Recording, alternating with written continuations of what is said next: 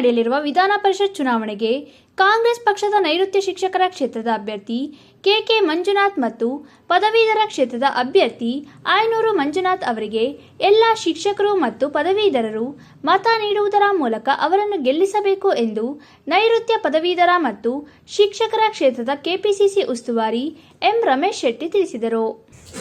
ನಮ್ಮ ಕಾಂಗ್ರೆಸ್ ಪಕ್ಷದ ಪದವೀಧರ ಕ್ಷೇತ್ರದಿಂದ ಈಗಾಗಲೇ ಈ ಹಿಂದೆ ಈ ಕ್ಷೇತ್ರವನ್ನು ಪ್ರತಿನಿಧಿಸಿದಂಥ ಶ್ರೀ ಆಯನೂರು ಮಂಜುನಾಥ್ ಇವರು ರಾಜ್ಯಸಭಾ, ಲೋಕಸಭಾ ಮತ್ತು ವಿಧಾನಸಭಾ ಮತ್ತು ವಿಧಾನ ಪರಿಷತ್ತಿನ ಸದಸ್ಯರಾದಂಥವರು. ಕರ್ನಾಟಕದಲ್ಲಿ ಕೇವಲ 3 ಜನ ಮಾತ್ರ ಇಂಥ ಒಂದು ವಿಶಿಷ್ಟ ಸಾಧನೆಯನ್ನು ಮಾಡಿದಂಥವರು, ಅದರಲ್ಲಿ ಇವರು ಕೂಡ ಒಬ್ಬರು. ಹಾಗೆಯೇ ಶಿಕ್ಷಕರ ಕ್ಷೇತ್ರದಿಂದ ಡಾಕ್ಟರ್ ಕೆ ಮಂಜುನಾಥ್ ಕುಮಾರ್ ಅಂತ ಹೇಳಿ ಕೊಡಗಿನವರು.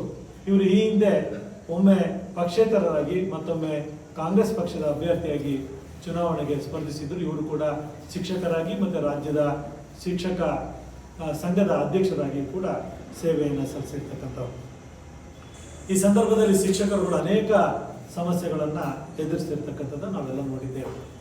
ಅದರಲ್ಲಿ ಬಹಳ ಮುಖ್ಯವಾಗಿ 2006 ನಂತರ ಏನು ಸರ್ಕಾರಿ ಸೇವೆಗೆ ಸೇರಿದಂಥ ಸುಮಾರು 2.5 ಲಕ್ಷ ನೌಕರರಿಗೆ ಇವತ್ತು ಪಿಂಚಣಿ ವಂಚಿತರಾಗಿ ಸೇವೆಯನ್ನು ಮಾಡಿದೆ. ಅಂದರೆ ಹೊಸ OPS ಅಂತ ಹೇಳಿ, ಅಂದರೆ NPSನಲ್ಲಿ ಸೇವೆಯನ್ನು ಮಾಡ್ತಿದ್ದಾರೆ. ಏನು 2006 ನಂತರ ಯಾರು ನೇಮಕ ಆಗಿಕೊಂಡಿದ್ರು ಅವರೆಲ್ಲರೂ ಕೂಡ ಹೊಸ ಪಿಂಚಣಿ ವ್ಯವಸ್ಥೆಗೆ ಬಂದಿದ್ದಾರೆ. ಅವರಿಗೆ ಪಿಂಚಣಿ ವ್ಯವಸ್ಥೆಯಿಂದ ವಂಚಿತರಾಗಿದ್ದಾರೆ. ಅವರ ಒಂದು ದೊಡ್ಡ ಸಮಸ್ಯೆ ಇದೆ. ಅದನ್ನು ಈಡೇರಿಸತಕ್ಕಂಥ ಭರವಸೆಯನ್ನು ನಮ್ಮ ಕಾಂಗ್ರೆಸ್ ಪಕ್ಷದ ಪ್ರಣಾಳಿಕೆಯಲ್ಲಿ ಕೊಟ್ಟಿದೆ. ಮತ್ತು ಆ ನಿಟ್ಟಿನಲ್ಲಿ ಈಗಾಗಲೇ ಉಪಸಮಿತಿಯನ್ನು ರಚಿಸಿ ಅದನ್ನು ಜಾರಿಗೆ ತರುವ ನಿಟ್ಟಿನಲ್ಲಿ ನಮ್ಮ ಸರ್ಕಾರ ಕ್ರಮ ಕೈಗೊಳ್ಳುತ್ತಿದೆ ಎಂಬುದು ಅಂಶವನ್ನು ಕೂಡ ಈ ಸಂದರ್ಭದಲ್ಲಿ ತಮ್ಮ ಗಮನಕ್ಕೆ ತರಬಯಸುತ್ತೇನೆ. ಈ ಬಾರಿ ಪದವೀಧರ ಕ್ಷೇತ್ರಕ್ಕೆ ಸುಮಾರು 83,609 ಮತದಾರರ ಸೇರ್ಪಡೆಯಾಗಿದೆ. 83,609 ಮತದಾರರ ಸೇರ್ಪಡೆಯಾಗಿದೆ. ಶಿಕ್ಷಕರ ಕ್ಷೇತ್ರಕ್ಕೆ 23,514 ಮತದಾರರ ಒಂದು ಸೇರ್ಪಡೆಯಾಗಿದೆ.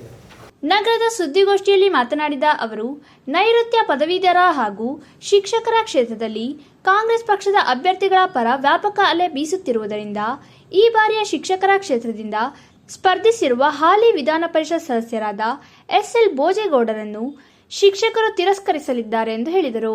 ನೈಋತ್ಯ ಪದವೀಧರ ಮತ್ತು ಏನು ಶಿಕ್ಷಕರ ಕ್ಷೇತ್ರದಲ್ಲಿ ಈ ಬಾರಿ ಕಾಂಗ್ರೆಸ್ ಪಕ್ಷದ ಅಲೆ ಬಲವಾಗಿ ಎಲ್ಲ ಕಡೆ 6 ಜಿಲ್ಲೆಯಲ್ಲೂ ಕೂಡ ಬೀಸ್ತಾ ಇರ್ತಕ್ಕಂಥದ್ದನ್ನು ನಾವು ಎಲ್ಲರೂ ಕೂಡ ಗಮನಿಸಿದ್ದೇವೆ.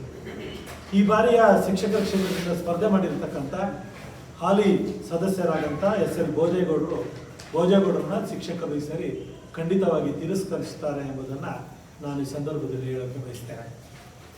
ಕಳೆದ 6 ವರ್ಷಗಳನ್ನು ಪ್ರತಿನಿಧಿಸಿರ್ತಕ್ಕಂಥ ಭೋಜೇಗೌಡರು ಏನು ಈ ಒಂದು ಶಿಕ್ಷಕರು ಒಂದು ಭರವಸೆಯನ್ನು ಇಟ್ಕೊಂಡಿದ್ರು, ಏನು ಅವರಿಂದ ಒಂದು ನಿರೀಕ್ಷೆಯನ್ನು ಇಟ್ಕೊಂಡಿದ್ರು, ಯಾವ ಒಂದು ಚುನಾವಣಾ ಸ್ಪರ್ಧೆ ಮಾಡೋ ಪೂರ್ವದಲ್ಲಿ ಭರವಸೆಗಳನ್ನು ಕೊಟ್ಟಿದ್ರು, ಅದು ಯಾವುದು ಕೂಡ ಅವರ ಕಾಲದಲ್ಲಿ ಈಡೇರಿಲ್ಲ ಅಂತಕ್ಕಂಥ ಅಸಮಾಧಾನ ಶಿಕ್ಷಕ ವಲಯದಲ್ಲಿ ಬಲವಾಗಿ ಬೇರೂರಿದ್ದರಿಂದ ಈ ಬಾರಿ ಅವರು ಖಂಡಿತವಾಗಿ ಈ ಚುನಾವಣೆಯಲ್ಲಿ ಅವರು ಸೋಲನ್ನು ಕಾಣ್ತಾರೆ. ಸುದ್ದಿಗೋಷ್ಠಿಯಲ್ಲಿ ಶಾಂತವೀರ್ ನಾಯಕ್, ಪಣಿರಾಜ್ ಜೈನ್ ಉಪಸ್ಥಿತರಿದ್ದರು.